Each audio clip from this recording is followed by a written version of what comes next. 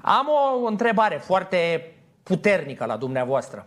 Cum vedeți lupta asta de strategie între FCSB-ul lui Gigi Becali anul ăsta și Craiova celor 16 acționari, că a intrat și Bobonete acum, bănuiesc că ați citit, ați văzut. Bobonete? Da, nu glumesc. Eu nu fac glume acum cu noastră. Nu știu.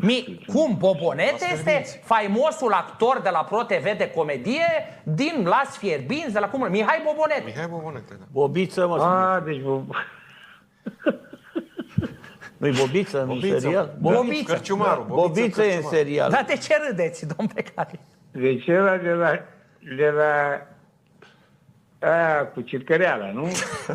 Da, Bobiță din Las Fierbinți, actorul de la ProTV, știți? Bă, acum chiar nu mai am niciun fel de treabă. Cum? Nu mai am nicio treabă. Adică? Păi dacă au luat și la Fierbinții acțiunea. Bine, n-a luat la Fierbinții. A luat Mihai Bobonete, a luat.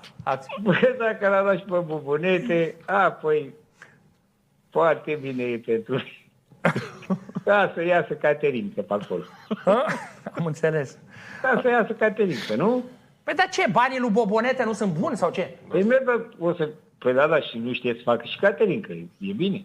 Păi da, păi na, el e un actor de comedie faimos, na. Bine, e și mare susținător. Trebuie să fie faimoasă în Caterinca, Craiova. Da, de ce râdeți?